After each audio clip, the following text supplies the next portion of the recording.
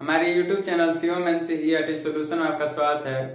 आज हम समझेंगे कि प्रतिशत किसे कहते हैं। तो चलिए देखते हैं।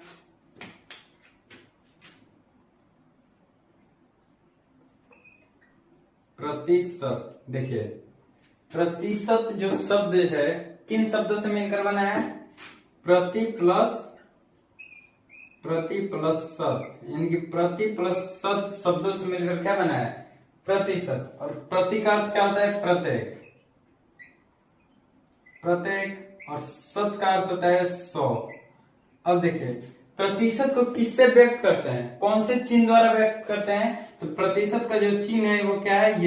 ये है प्रतिशत का चिन्ह। इसी चिन्ह द्वारा हम क्या करते हैं? प्रतिशत को व्यक्त करते हैं। अब देखिए प्रतिशत का अर्थ होता है प्रत्येक 100 में से जितना, प्रत्येक 100 में जितना हो, प्रत्येक 100 में जितना हो। मान लीजिए 2% दिया है, 2% का अर्थ क्या हुआ? 2% को इस चिन्ह से व्यक्त करते हैं तो 2% का अर्थ क्या होगा?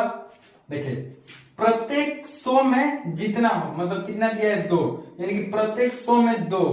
अब मान लीजिए कि बोल दिया जाएगा कि प्रत्येक 5 में जो एक भाग है वो मेरा है, तो प्रत्येक 5 में यानी कि कुल 5 है और कुल में से एक भाग जो मुझे मिल रहा है, एक भाग ऊपर चला जाएगा और कुल नीचे हो जाएगा, तो प्रत्येक 5 में एक भाग मेरा है। उसी प्रकार से 2% का अर्थ हुआ, और प्रतिशत का अर्थ होता है प्रत्येक 100 में जितना हो। तो प्रत्येक 100 में कितना? 2 है, तो प्रत्येक 100 में यानी कुल 100 है और 100 में 2, ये हो गया 2% का अर्थ, यानी कि 2/100। अब ऐसे ही अगर 4% का पूछ देगा तो 4% का मतलब क्या हुआ? 4% का अर्थ क्या हुआ? प्रत्येक 100 में 4।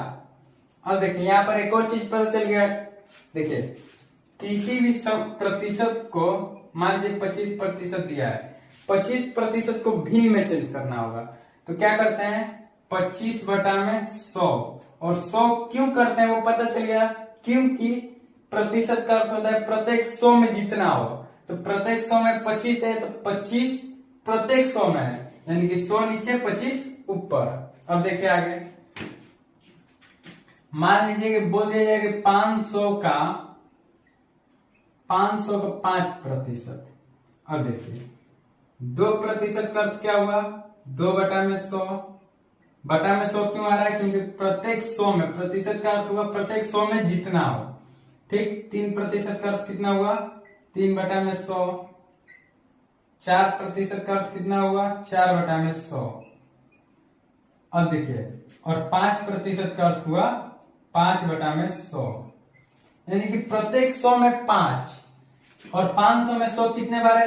5 बार है। 100 प्लस 100 प्लस 100 प्लस 100 प्लस 100, यानी 5 बार 100 है 500 में, और प्रत्येक 100 में 5 मिल रहा है, तो 100 में भी 5 मिलेगा, 100 में भी 5 मिलेगा, और 100 में भी 5 मिलेगा, और इसमें भी 5 मिलेगा, और इस 100 में भी 5 मिलेगा। तो 5 दूनी के 10, 5 15, 5 के 20, 5 5 25, यानी कि 500 का जो 5% होगा कितना होगा? 25 होगा। अब देखिए आगे, 500 का मतलब क्या होता है? गुणा। तो 500 गुणे 5%, 5% का अर्थ कितना होता है? 5/100, 5/100। 2 जीरो से 2 जीरो कितना आ गया? 5 5 25। अब देखिए आगे, मान लीजिए कि अगर दे देगा 1/4 को प्रतिशत में चेंज कीजिए। देखिए, और हम जानते हैं कि किसी भी संख्या को प्रतिशत में चेंज करने के लिए क्या करते हैं? 100% से गुणा करते हैं, या फिर 100/100 से गुणा करते हैं। 100% से गुणा करते हैं, या फिर 100/100 से गुणा करते हैं। लेकिन क्यों करते हैं 100% से गुणा, या फिर 100/100 से गुणा क्यों करते हैं? चलिए समझते हैं आगे। और देखिए 1/4 को प्रतिशत में चेंज करना है, और प्रतिशत का अर्थ होता है प्रत्येक 100 में, लेकिन यहाँ पर क्या है? 1/4, 1/4, यानी कि 4 रुपए में 1 रुपए मिल रहा है किसी को, यानी कि 4 में कितना मिल रहा है? 1 मिल रहा है, तो 1 में कितना मिलेगा? 1/4। अब निकालेंगे 100 पर, क्यों? क्योंकि बोल प्रतिशत का अर्थ है प्रत्येक 100 में मिलना चाहिए, तो 100 में कितना मिलेगा? 100 में मिलेगा 1 में 4 गुणे 100, 4 से जाएगा 25 बार, यानी कि 100 में 25 मिलेगा। ये 25% नहीं हुआ, अभी 100 में सिर्फ 25 मिल रहा है, लेकिन प्रतिशत में चेंज करना है, और प्रतिशत का अर्थ होता है प्रत्येक 100 में मिलना चाहिए, और ये 100 में सिर्फ मिल रहा है कितना 25, और प्रत्येक 100 में लेने के लिए क्या करेंगे, फिर से इसमें 100 से भागा करेंगे।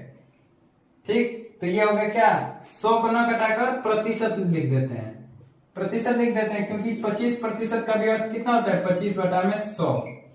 और यहां पर भी 1/4 गुणा करेंगे 100/100, मान में कोई चेंज नहीं होगा, और 4 से जाएगा 25 बार में, मतलब कि 25/100, और ये 100 को न घटाकर क्या लिखते हैं 25% लिख देते हैं।